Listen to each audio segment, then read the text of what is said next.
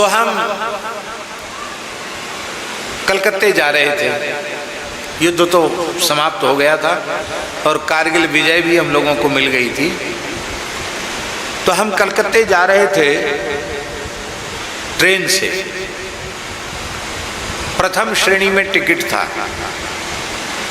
तो कोई आप जानते ही हैं कि कोई कोच ऐसा भी होता है प्रथम श्रेणी में जिसमें केवल 2 सीट होती है, केवल 2 सीट होती है। एक 4 सीट वाला कोच होता है, एक 2 सीट वाला। तो 2 सीट वाले कोच में एक तो हमारी सीट थी और एक सेना के कर्नल थे, उनकी सीट थी। तो हम बिना परिचय के कोई बातचीत का तो कोई प्रश्न ही नहीं था, लेकिन अब कलकत्ते तक उनको भी जाना था, हमको भी उसी में जाना था। मैंने अपनी तरफ से कोई बातचीत नहीं की, लेकिन उन्होंने हमको एक बात व्यंग में पूछी।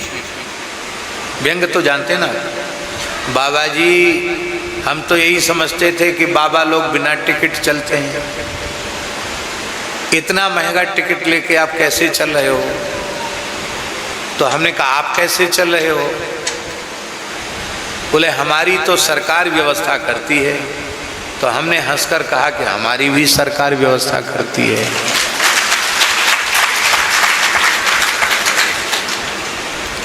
आपकी कौन सी सरकार व्यवस्था करती है? तो बोले हमको तो भारत सरकार से, हम फौज के अधिकारी हैं, तो हमको प्रथम श्रेणी में यात्रा की सुविधा हमको मिलती है। आपको किस सरकार से मिलती है? हमने कहा हमारी सरकार राम जी की सरकार है, राम जी की सरकार की ओर से हमको भी सुविधा मिलती है। बोले आपकी राम जी टिकट कराते हैं? कि राम जी तो टिकट नहीं कराते, आप जैसे किसी भक्त के मन में प्रेरणा कर देते हैं और वो टिकट बनवा के दे देता है तो हम चले जाते हैं, पर हमारा कोई आग्रह नहीं कि हम प्रथम श्रेणी में ही जाएंगे, जैसी परिस्थिति होती वैसा निर्णय कर लेते हैं। तो अब कलकत्ते में जिसने बुलाया है उसने टिकट कराया है, जा रहे हैं। फिर अब साथी थे तो कुछ कुछ बातचीत होने लगी। तो उस व्यक्ति ने मुझसे कहा कि महाराज मैं कारगिल की लड़ाई लड़ चुका हूं और मैंने स्वयं ये देखा कि जो मेरे सैनिक मांसाहारी थे उनकी अपेक्षा जो शाकाहारी सैनिक थे वो ज्यादा सहनशील थे। उस ठंड को भी उन्होंने सहा और जितने बड़े बड़े पुरस्कार हैं वो उन्हीं को मिले जो शुद्ध शाकाहारी थे, और मैं मांसाहारी था, पर कारगिल विजय के पश्चात में 100% शाकाहारी हो गया हूं। उस कर्नल ने मुझको कहा।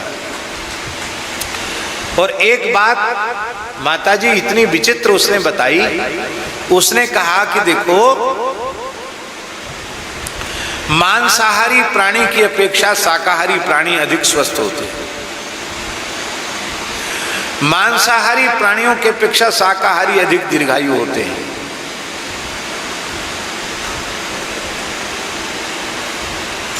हाथी शाकाहारी है, कम से कम 22 महीने हथनी पेट में बच्चे को रखती है। इतना लंबे समय तक बच्चा कोई नहीं रखता पशु।